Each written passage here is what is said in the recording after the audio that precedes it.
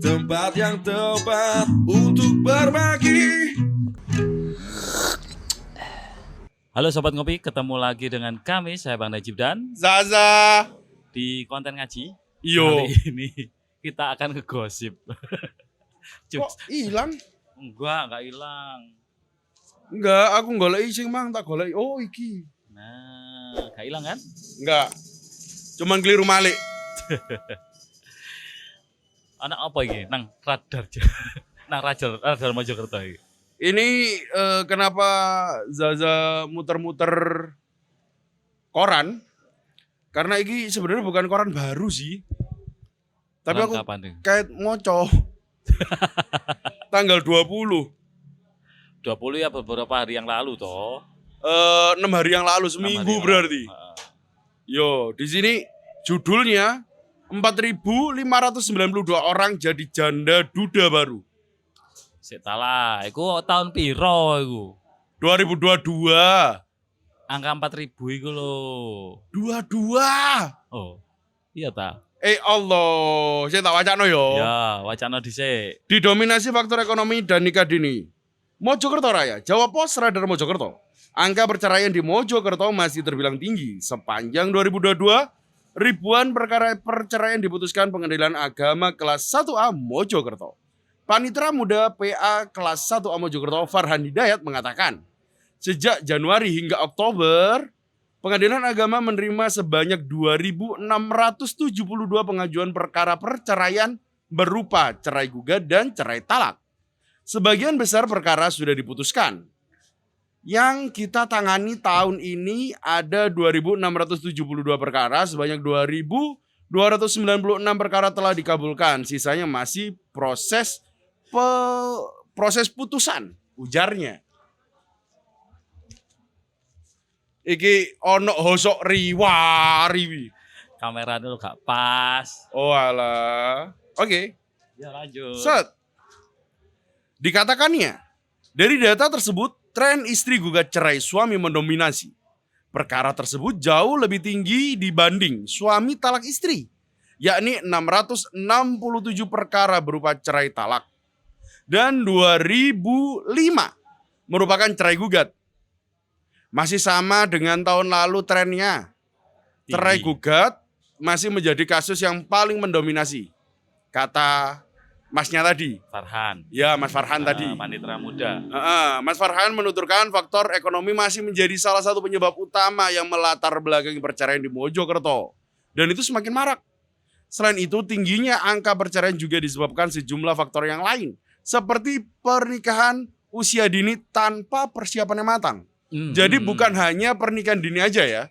Di sini titik tumpunya yaitu pernikahan dini tanpa persiapan yang matang.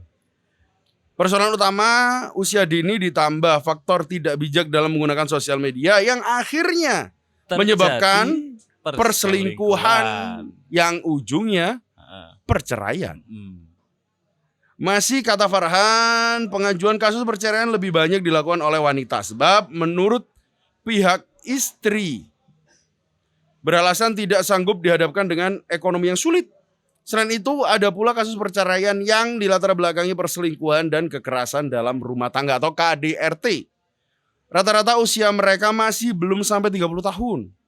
Sehingga belum cukup stabil dalam mengambil keputusan, tuturnya. Sementara itu Farhan menyebutkan di tahun 2021 yang lalu, kasus perceraian yang diterima oleh Pengadilan Agama mencapai 3.410 perkara. Rinciannya 2.536 pengajuan cerai gugat dan 874 pengajuan cerai talak. Ya, semoga jumlahnya tahun ini ada penurunan dan kami juga berupaya setiap pengajuan pasti ada pendampingan untuk kedua belah pihak demi menekan angka perceraian setiap tahun. Nah, Wes, pegel moco. Tutup sih. sak berita jangan diwaca. Dor. Oke.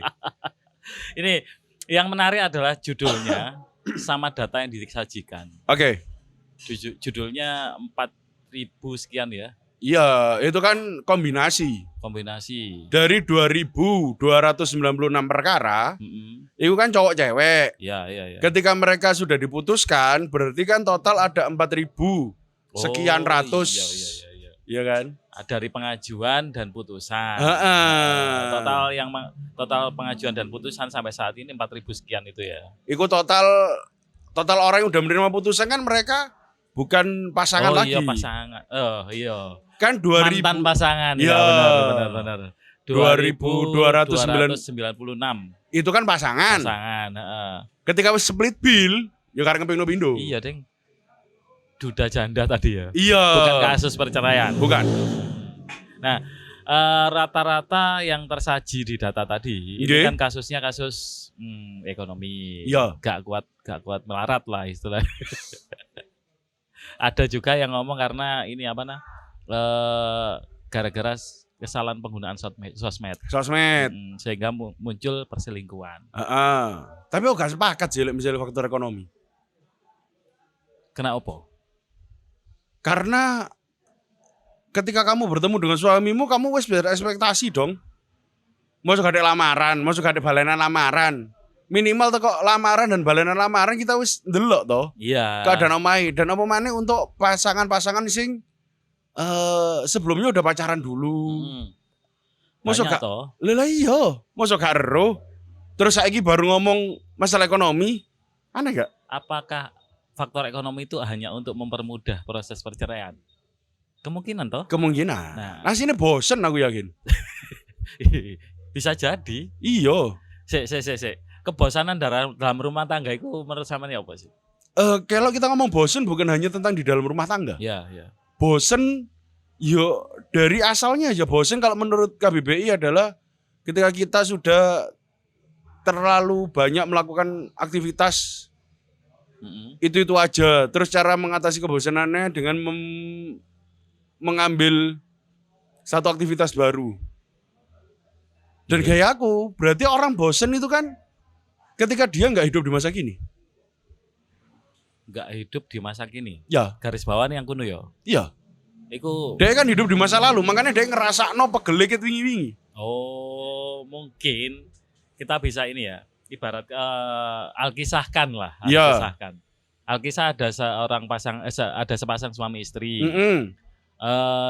Dulunya fine aja, nggak ada masalah. Aktivitas rutinitasnya selama berumah tangga mungkin itu saja. Iya. Akhirnya timbul kebosanan. Iya. Terus dari kebosanan itu nyari kesalahan. Iya. Terus dari kesalahan timbul pegatan.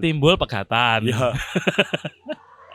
Karena kalau misalnya orang kadung jengkel, kadung gak seneng, apapun yang dia katakan pasti salah. Ngomong apapun.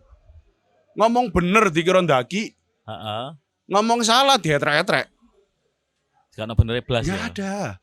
Makanya itu, ketika seseorang nggak fokus di saat ini, makanya aku sekarang lagi belajar untuk setiap hari, setiap aku bangun pagi adalah hari yang baru. Jadi yo, si kemarin-kemarin gak ono. Oh, gak ono yo. Cukup buat pembelajaran aja. Yus, gak usah diambil hati. Iya setiap detik iki aku melakukan hal yang baru, iki yang baru. Walaupun ada kesamaan dengan kemarin-kemarin yo. Ya karena kita merasakan kesamaan, maka hari kita bosen. Kalau kita nggak merasakan ada kesamaan, karena kita respect hari ini adalah hal yang baru. Orang selalu antusias dengan hal yang baru. Kayak masuk itu. Untuk saya dan teman sobat-sobat ngopi yang lainnya, jangan bosen-bosen. Iya. Jangan pernah bosen lihat kita. Iya, anggap gitu aja. Kalau jenengan bosen berarti jenengan udah menaruh rasa ke kemarin-kemarin. Jenengan tinggal di masa lalu. Dan apa yang kita sajikan kan selalu baru toh. Iya. Dan kalau aku iso nonton misalnya satu channel loh, aku bisa nonton dia 3-4 kali. Karena merasa baru terus tadi ya. Iya. Nggak pengen bedek-bedek, aku nggak ingin menebak. Iki nanti mari ini ngomong ini. Habis gini ngomong gini enggak. Anggap saja kita amnesia gitu ya. Bukan amnesia. Mengurangi ingatan enggak ya? Bukan amnesia. Kalau amnesia kan lupa. Kalau aku tetap ingat, cuman rasanya tak tinggal. Aku nggak merasa aku lama. Rasa ya berarti. Rasa. Emang bosen gak nang rasa nang apa? Emang ada logika bosan? Ya gak ono sih. Ya rasa bener iku mah. Lah iya. Ya rasanya yang diperbarui. Termasuk mungkin ketika kita sudah beberapa tahun menikah ini ya. Masalahnya kan di situ tadi. Iya. Rasa bosan yang muncul berujung pada kebencian, berujung pada mengungkit-ungkit masalah yang sempat timbul di dalam keluarganya. Mungkin seperti itu ya. Karena bosen. Kalau kamu nggak bosen, tiap hari nganggap oh yo iki bojoku rek, ya kamu akan merasa seperti mantan baru terus. Ya maksudnya hari baru adalah experience baru, pengalaman baru. Jangan seolah-olah menjadi Tuhan yang sudah menebak hari ini seperti apa. Kita bosen karena kita harus membedek, ya kan ini mana kan, ya kan ini mana kan.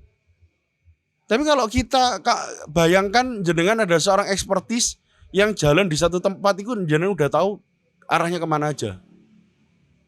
Iya sih.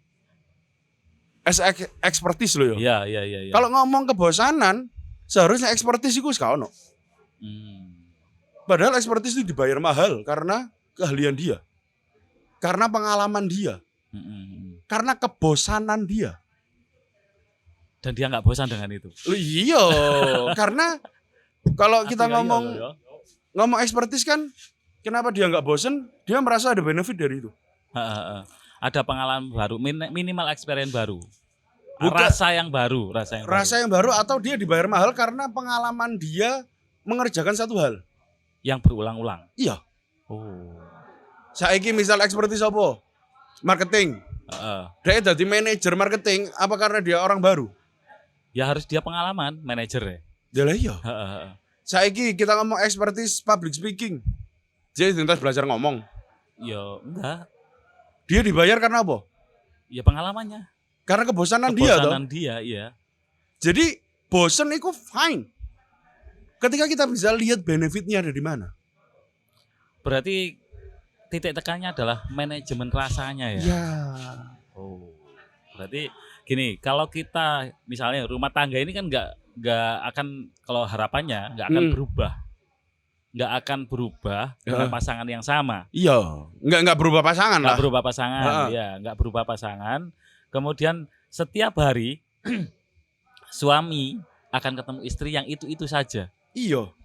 Ya, karena pasangannya itu terus. Iya. Dan harapannya seperti itu kan? Iya kan. Emang buat sing ngomong bosen, misalnya bosen, wis bojoku ngono wae kelakuane. Sampean kepingin dicap sebagai piara bergilir. Sing gonta-ganti bojo. Kalau kita membahas kebosanan. Ya kalau menurut pengalaman beberapa orang, ini kan menikah itu harapannya sampai maut memisahkan. Iya. Berarti kan harapan dari pernikahan adalah menerima kebosanan terhadap pasangan sampai nanti di liang lahat. Sing sampai dijanjini oleh Tuhan, kita menikah antil jannah. Dan surga iku sak lawasi lawas. Sebosan apa? Ya, bayangno. Karena ada kalau nggak salah itu ada pepatah atau gimana ya. Kita hidup di dunia ini hanya sementara. Iya. Yang abadi adalah alam akhirat. Dan kalau untuk ya kita hidup di akhirat nanti kayak gimana bosannya? Yang di dunia aja kayak gini toh. Kayak gini, kalau misalnya kita bahas kebosanan lagi. Bukan jenengan yang mencita-citakan untuk masuk ke surga. Seberapa bosan? Sak lawasi lawas. Apakah jenengan berharap untuk masuk ke neraka? Gawe healing. Healingin dengan rokok. Wow. Kan enggak. Justru malah kebosanan itu. Sing penting ojo nganggep itu membosankan, tapi itu adalah latihan tiap hari untuk menjadi lebih expert. Jenengan expert ngehandle suami, expert ngehandle anak. Nah, expert gawe ngurusi omah. Ini yang baru mungkin ya, baru kita ketahui. Saya termasuk. Apa? Istilahnya gini, bahwa bosen itu harusnya bisa di-manage. Iyalah. bahwa bosen itu adalah kegiatan yang memang harus kita hadapi. Iya. Tinggal bagaimana kita memanage rasa bosennya. Aku mau tanya sekarang karena buat aku nanti kita akan bahas tentang perselingkuhan sosial media. Ya, oke. Terus kita akan bahas tentang faktor ekonomi juga sepengaruh apa menurut pandangan kita berdua yo. Oke, jangan kalau sobat ngopi juga punya pandangan, Silakan komen. Salah satu stereotip pekerjaan impian apa? Stereotip pekerjaan impian. Saya. Sing sampean tahu krungu. Pekerjaan impian. Pekerjaan impian bagi banyak orang. Iya. Oke, yang pernah masuk ke saya ya. Iya. Mereka pengen apa ya? Pengen punya usaha yang besar. Oke. Yang menghasilkan. Oke. Dia tinggal duduk ongkang-ongkang. Bosen nggak? Kalau kita lihat sebagai orang yang tidak pernah ke sana, mungkin karena itu baru ya. Iya. Mungkin satu masa enggak.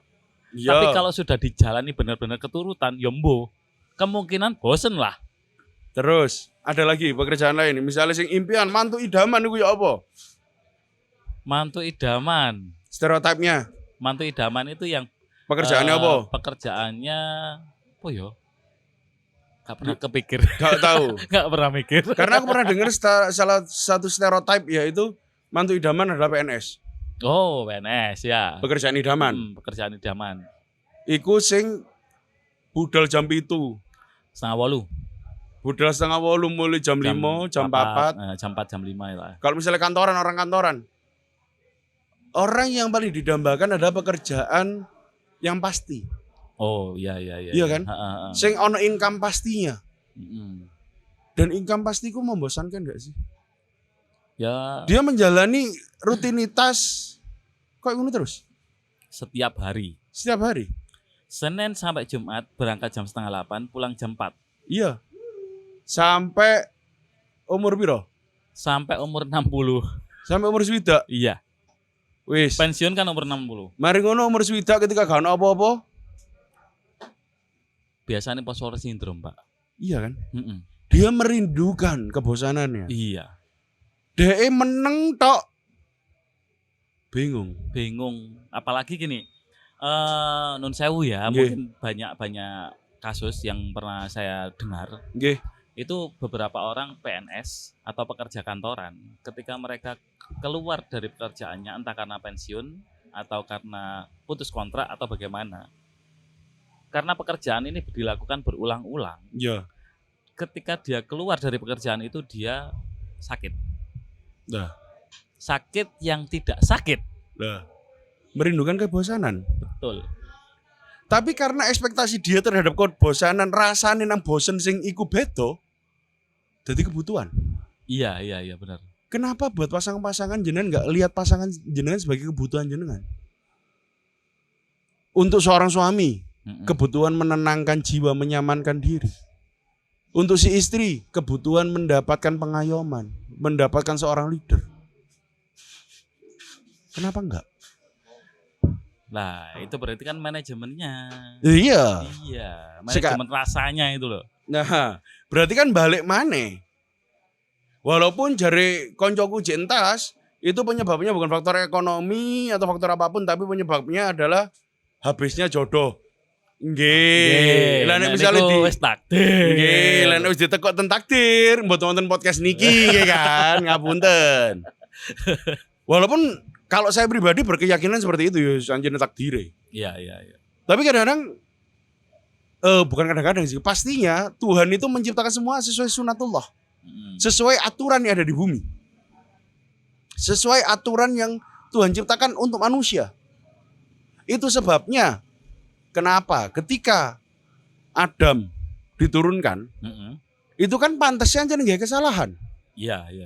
Imagine, misalnya semua, loh berarti Tuhan kalah mbak setan dong. Buktinya setan iso ngelawan Tuhan. Misal Bapak Adam, Nabi Adam alaihissalam tidak melakukan kesalahan. Terus Tuhan katanya nyulayani, katanya menghapus pernyataannya bahwasanya ingin menciptakan khalifah di dunia berupa manusia. Ya gak iso lah. semua sudah ditakdirkan. Bahkan menurut Al-Qur'an, Heeh. sebelum Adam diciptakan dan Hah. bumi diciptakan, Hah. Nur Muhammad sudah. Bilang nggih. Berarti kan bumi diciptakan untuk tempatnya manusia. Iya, benar. Dan Tuhan kan beliau tidak searogan itu untuk tak ciptakno mudun. Kan dikasih sebab musabab. Iya, benar. Sing asal kok surga, Tempat paling nyaman. dikasih kesalahan. Dan setan pun melaksanakan tugasnya. Iya. Dan makanya ketika memandang manusia sesempurna itu, sabar. Karena buat saya pribadi, ketika Nabiullah Adam alaihissalam membuat kesalahan, itu sebenarnya Tuhan lagi menunjukkan iku loh kesempurnaan manusia. Ya, benar. Punya kesalahan. Yang punya kesalahan, punya akal. Iya, dan dari kesalahannya itu dia menjalani takdirnya untuk turun di bumi, berketurunan sampai ada kita. Iya, benar. Sampai ono podcast. Sampai ono sobat ngopi juga. Iya. Dan kalau kita misalnya ngomong sekarang balik ke faktor ekonomi atau perselingkuhan dulu. Ekonomi dulu lah. Ekonomi dulu. Balik mana? Kita bahas faktor ekonomi.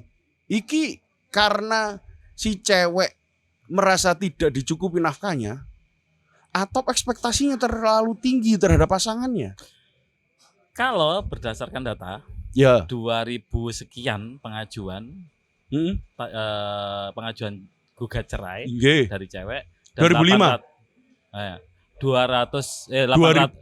sekian cerai talak. Iya. Cerai talak kan dari suami. Iya. Gugat cerai dari istri. Ini kemungkinan besar si istri ekspektasinya ketinggian. Ya, ini nggak bahas yang KDRT ya. Nggak. Lah KDRT terus cewek ngajukan sah saja. Sah, yo anjir si cowok gak memenuhi kewajibannya sebagai seorang lelaki. Kalau menurut pengalaman saya dan beberapa orang, menikah itu adalah bagaimana kita bisa menerima pasangan kita dalam keadaan apapun. Iya. Artinya ketika ekonomi sang suami itu turun, ya turunkan egomu istri. Iya. Ketika suami ekonominya naik, ya sadarlah kamu suami, istrimu menunggu. Jangan dikasihkan orang lain. Iya kan kalau misalnya faktor ekonomi iku kenapa cowok sampai ngasih nolong liya? Ngasih nolong liya. Misalnya itu tadi, jangan berikan hartamu ke orang lain. Nah, ini kan kebanyakan wong lanang nek wis iku ya. Beberapa kasus yang saya lihat, saya dengar itu ketika suami itu sudah berlebih secara keuangan, bukan ekonomi lah, saya ngomong keuangan lah. Keuangan berlebih, dia pengen nyari sensasi baru. Iya, bosan lagi kenanya. Bosan dan gak iso nerima bojone, gak iso mensyukuri apa yang dia miliki. Kalau misalnya ya ancene bojoku cerewet bla bla bla bla. Kenapa istrimu cerewet dan tidak kamu ingatkan? Kenapa posisi pendidikan nggak kamu jalankan? Pertanyaan kan itu. Iya. Misalnya si istri aku gak iso dicukupi ambek sing lanang bla bla bla ambek bojoku kok ini, apakah jangan dijodohkan? Ketika jangan dijodohkan, berarti pertama yang jenengan tanya adalah keluarga. Dan gaya aku misalnya seorang wanita, masalah perekonomian dia menuntut dan tidak terjadi, apakah untuk dia pribadi atau untuk anaknya? Dan kalau misalnya dia tetap untuk kepentingan anak, kenapa nggak dibantuin? Kalau misalnya ancene sing lanang dibantuin gak iso, pertanyaanku, jenengan tahu ngelakoni apa sampai ditakdirno pangeran duwe bojo koyo ngono? Pertobatannya kudu luwih jelas agar setelah selesai di satu kisah ini, ke kisah selanjutnya nggak sampai mengulang. Iya. Karena aku yakin Allah nggak akan memberikan satu cobaan, satu keadaan lah, problem yang tidak sesuai dengan kemampuan hambanya. Ketika ono satu hal kamu belum lulus, aku yakin kamu akan dicoba dengan hal yang sama kok. Diulang lagi. Diulang lagi. Tes-tesannya diulang mana sampai jenengan lulus. Kan gitu. Iya, benar. Makanya iku sekarang kalau misalnya ngomong no balik mana, tidak bijak dalam sosial media. Terus akhirnya perselingkuhan. Gak salah sosial media nih, anjene ngeletes.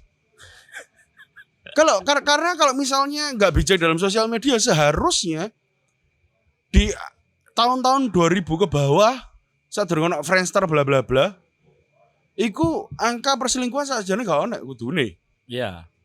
Nyatanya ya dari dulu tetap ono tetap toh. ada. Iya Dan makanya mungkin sekarang lebih berkembang, lebih mudah. karena aksesnya lebih mudah. Dan sing gunakno luwih ngletes. Kan berarti Terlalu banyak aplikasi yang digunakan.